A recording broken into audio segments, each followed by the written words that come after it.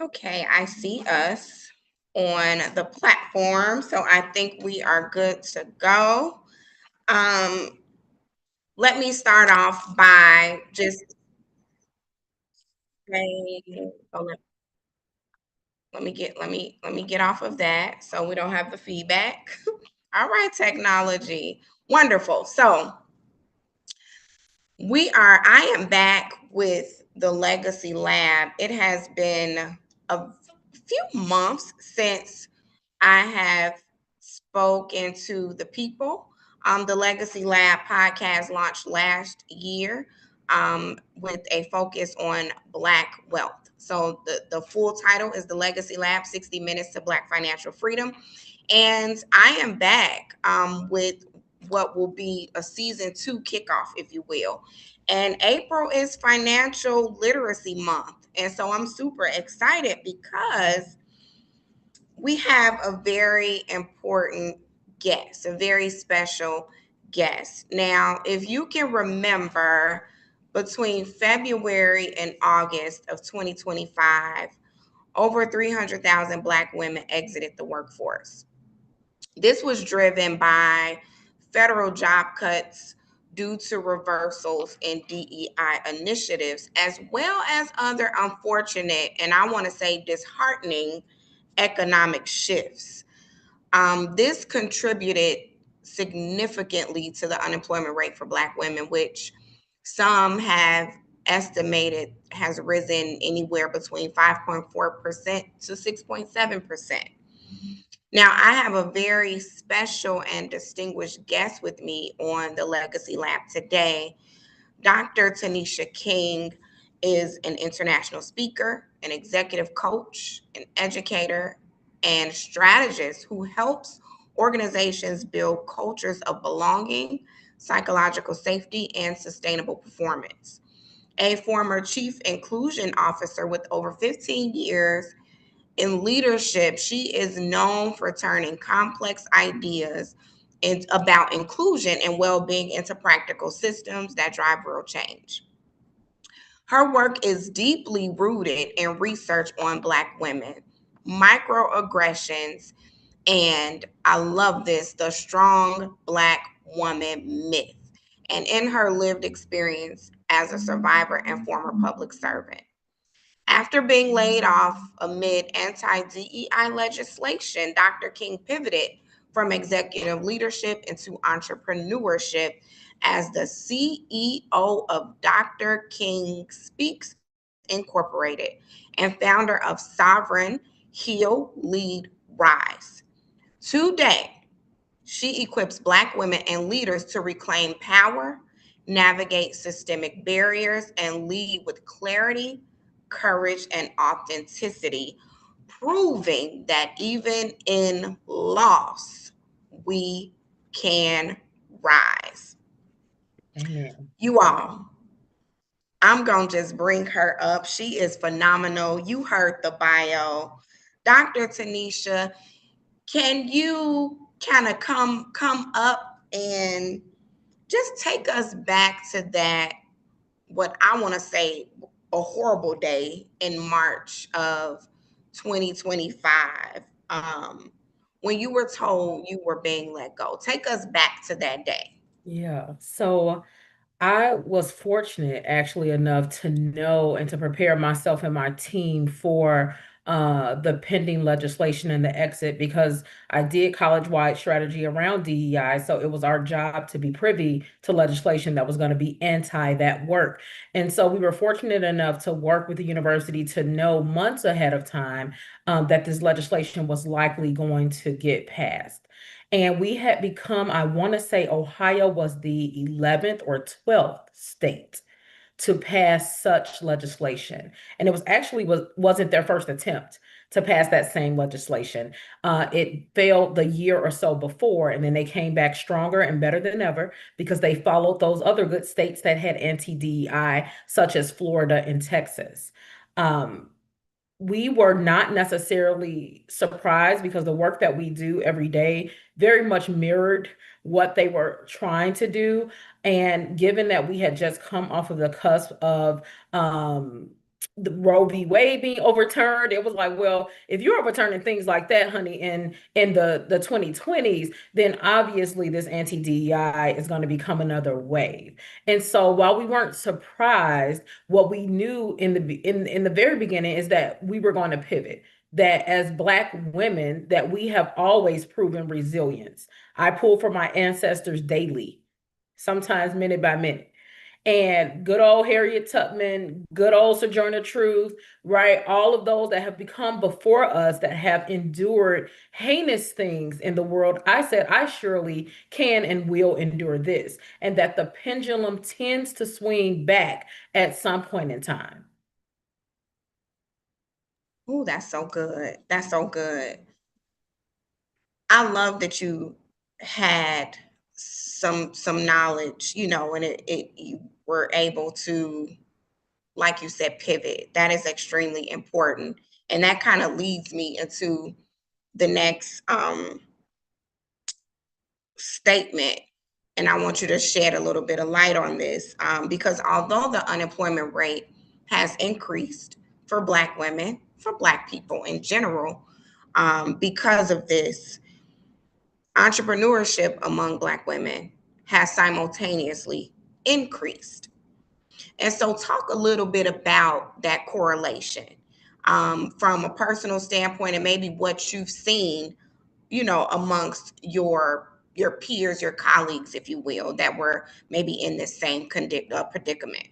Yeah, I'll answer that. And I'm going to step back just a little bit because I failed to mention that I think the reason the legislation happened and particularly has targeted such a high number of Black women is because systemically, that is what has always happened. Black women, before this very strong layoff in 2025 to present, because I think we're over 400 plus thousand now, it's reaching 7% just for Black women in unemployment. The reason the legislation happened is because we were the highest educated group of people in the world, because we were the highest growing entrepreneurship already, because we were the highest earners and the breadwinners in the family. Systemically, what is happening is that they're choosing to attack the Black family and Black folks economically. And you do that by attacking Black women like me, who are highest earners, six-figure salaries, and highest educated and highest entrepreneurs.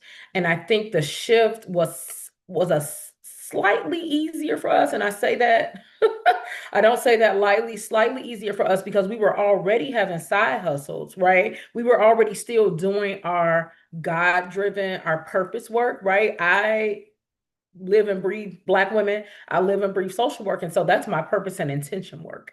The work that I was doing as chief inclusion officer really kind of catered to white structures and emphasis in systems in order to enhance their knowledge and awareness of stuff that we already know. And so we were able to pivot to that entrepreneurship so much more easily because we were already doing a little bit of that work before. Now we're just doing it full time. Now, honey, baby, the coin ain't coining yet the way that it was coining with a full-time salary, right? Because that's just how it goes. But I think it was easier for us because we are brilliant. We are the epitome of Black excellence. And so what we were giving those folks in the spaces that we were in before laid off, we just chose to turn it around, give it back to ourselves and our communities. Whew. I'm keeping myself muted because I have a lot of background noise. I'm actually sitting in one of my favorite spaces, the library, and I'm actually in the Carter G. Woodson Library, in one of their study rooms. And we know the history of Carter G. Woodson, right? You talk about pivoting, talk about resilience, talk about bouncing back, talk about educating other people on just how excellent and awesome, innovative, creative, and amazing we are. Carter G. Woodson did that from Black History Week to Black History Month. And we know that Black history is 365, 7 days a week, all day, every day. And so I I got a just hoodie need that to say that. shout that out because I'm literally sitting in an edifice that is, paying homage, if you will, to Our someone great. Um, and talk about, these systemic attacks on Black people or Black women specifically. In this library, you see a shelf that has the actual books that have been banned. So Black books that have Mhm. been banned.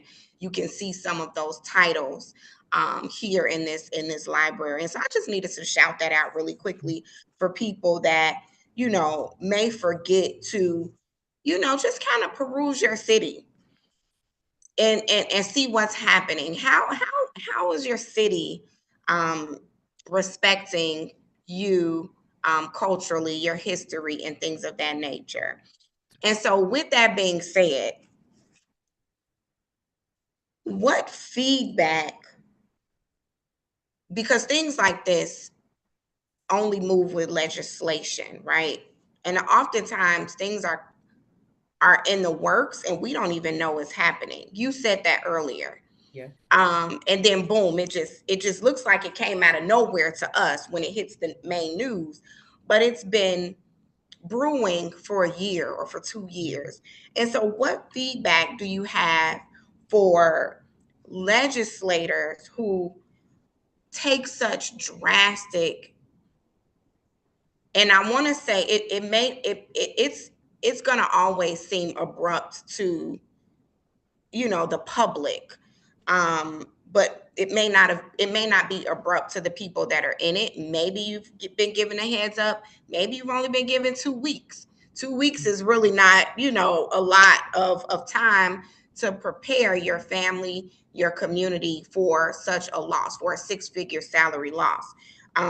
So what would you say to legislators who take such drastic measures when it comes to economic cuts? Yeah. Actually the hardest question I've probably ever had on any public facing podcast or media interview that I've done.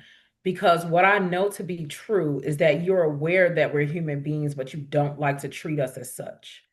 What I know is that there are a good number of legislators, especially those that were in the forefront of these legislations, that would choose to remove the livelihood from families, do not care about us. So, what do you say to someone that doesn't see you as human, that would treat your humanity and not value you or your family or your children, and that would choose legislation that would take away jobs? We're talking about you're responsible governmentally for the nation of people. The goal typically is for legislators to create jobs. I have never in all my days seen you create legislation to take away jobs. So what do I say to you is, how dare you? How dare you continue as this current number 47 administration, because I dare not say his name, under this current administration, how dare you continue to push forward what he's doing and push back our humanity and choose to consistently take us back to where we were, just so that, to be honest, white supremacy and white men can continue to thrive and be on top. Because if we look at the data and research that has been coming out around um, this loss of job and layoffs of Black women, white men have been the ones to replace us. Likely white men who are less educated and less experienced. So I would say to them, how dare you? And to get a clue and to tap back into your humanity so that you can treat us as human and do your real jobs, right? Because you're not even aware of what DEI is. And then say the entire acronym: diversity, equity, and inclusion. Know what it means before you attack it. That's so good. And we could pull so much out of that. Because the reality is, you may have thought that diversity, equity, and inclusion only uh, helped Black women, but we know that that's not the case. And so I often say that at the end of the day, the legislators, they don't care, because they would harm themselves it just to harm you. I mean, Yeah. and that speaks to something way it's not Mental Health Awareness Month yet. That speaks to a mental something that's happening. And Lulu. we could right we could touch on that in May, but Financial Literacy Month. So the whole premise around the Legacy Lab is the importance of us as Black people, building wealth, leaving legacies. Right. I often share what that looks like, practically and in a tangible way. And so pivoting from being an employee to an entrepreneur, let me not say totally, because you mentioned side hustles. So we kind of always, most of us, let me not say all of us, understand that having one stream of income is very dangerous. Having all of your eggs in this one basket, especially in this climate, is very dangerous. And so I want you to leave us with advice for people of color, for Black people who are still leaning and depending. And I'm in a city where we've had some schools closed. So educators are being told, in 2 weeks, that's it for you. So there's no industry that is off limits, right? Yeah. What do you say to the people who are still leaning and depending on that one stream of income that comes from their career? Number one, and it's like an overarching ethos that I have and that I use in the work that we do, that I do overall. An old African proverb: if you want to go fast, go alone. If you want to go far, go together. And I know my good sis Issa Rae typically says that. Look at the people around you that are doing the work. You all don't have to have side hustles. Come together and build something that's going to be brilliant, that you could both eat off of, right? That you can both make income and earn from. Choose to use the talents and the brilliance that you have outside of the work. What I understood and realized with the is that I've been giving you all of my talent and brilliance, as opposed to like pouring it back into me and my sisters and my community. I'm giving it away to you to make you better and make you grow. And at the end of the day, now I'm gone from you, right? With no benefit from it.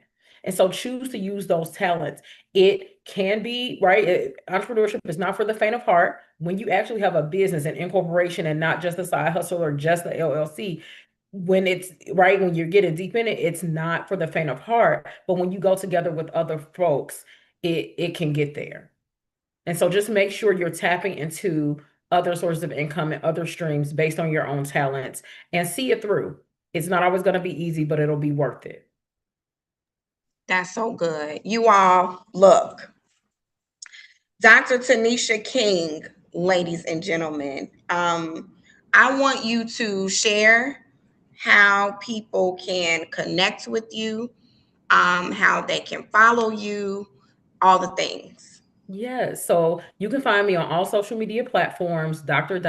King Speaks, on Instagram and all the other platforms. You can also find me at www.drkingspeaks.com. And also pivot on to my good old Summit site. I just held a sold out women's empowerment event just for Black women only, of course. And it was phenomenal. And you can find more about that and the She Rose Award winners at www.asovereignsummit.com. Thank you so much. I greatly appreciate you for coming on and being willing to share your story, right?